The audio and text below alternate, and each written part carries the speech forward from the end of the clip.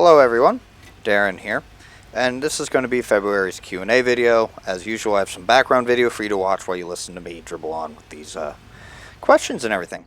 Overall, less entries than last month, but that's not a big deal, so we're going to jump right into the questions.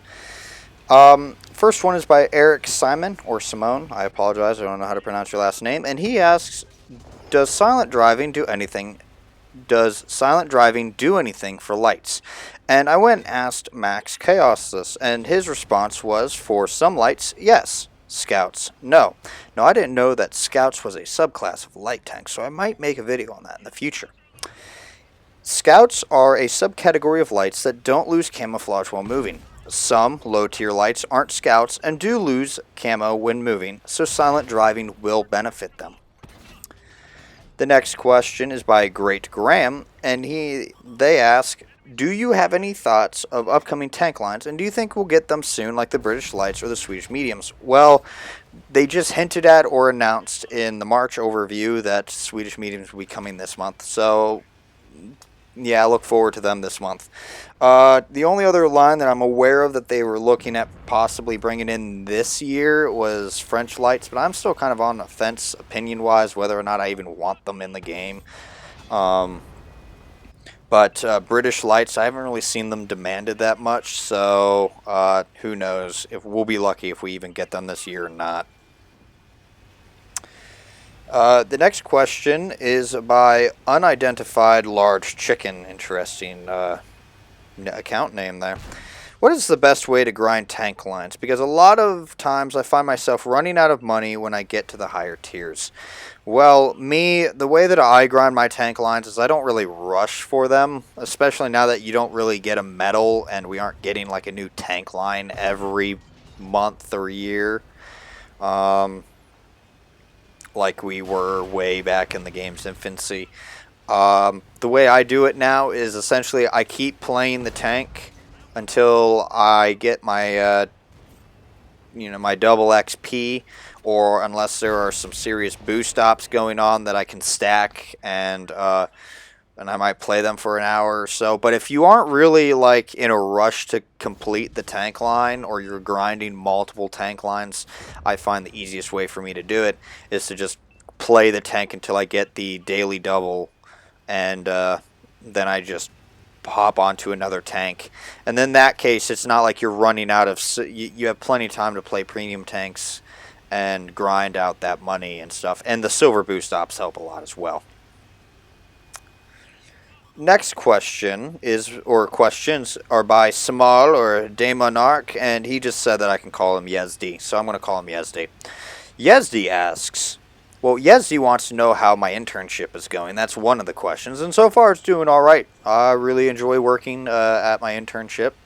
Pretty laid back, just, do my work, get to listen to historical lectures and stuff like that, and go out to lunch with coworkers. It's doing all right, A little pressure, though, because the CEO's office is right behind me, so, got to watch what I'm doing.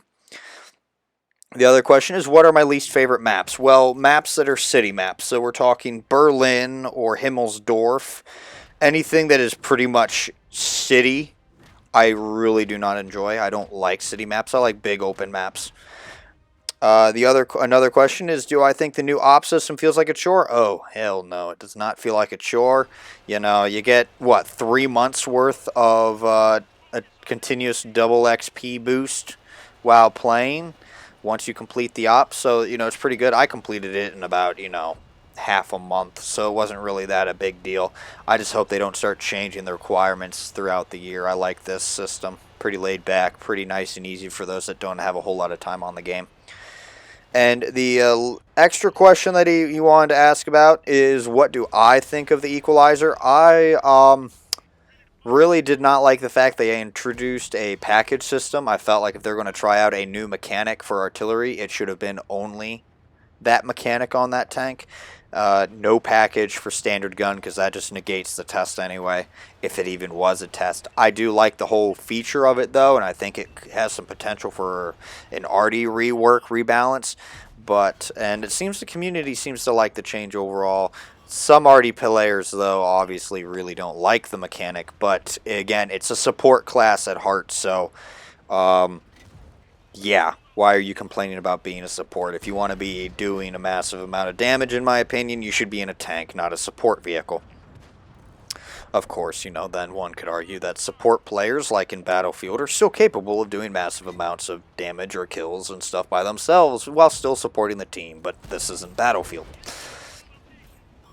Do I think the HMH, the next question, sorry, is by RK11, and they ask if I think the HMH M51 should get preferential matchmaking. He thinks it should. I don't really know. I mean, I don't seem to have a problem. Yeah, it's a nuisance when I'm bottom tier in the thing, but it's still got a 105, and it's still, I like it. It's doable at times, unless you're coming up against an Uber, super heavy or something, then you're going to have problems, but some tier 10s you don't really have an issue with. If it does somehow get pref matchmaking, I'm not going to complain. That probably would make 3 marking the thing easier, but I don't really care if it gets pref or not. You learn to support the team bottom tier one way or another. But yeah, the next question is by another question by Ray Darius here. I didn't even realize he entered twice. Oh, but hey, it's whatever. The other question is, what do you benefit from double bush action? Now, I went again to Max Chaos to try and streamline the answer to that one, just because I made a video on it, but I didn't really want to, sum that video up. So, for this question, it's very, very technical, but I hope this simple answer would help you. And it is that you don't have to back up to fire like in a single bush. So if the second bush is 15 meters away from your tank, you still get the camouflage value of you being in the bush, but you're less likely to get spotted than what you were if you were in a bush, one bush, and you didn't back up. It's a very, very technical. He said he'd get back to me on this, but he's very busy this week. And the last question, again, by RK11, is what do you have to do to become a community contributor, and what is my favorite Tier 5? I didn't really look. I don't play Tier 5s that much. I couldn't know off the top of my head.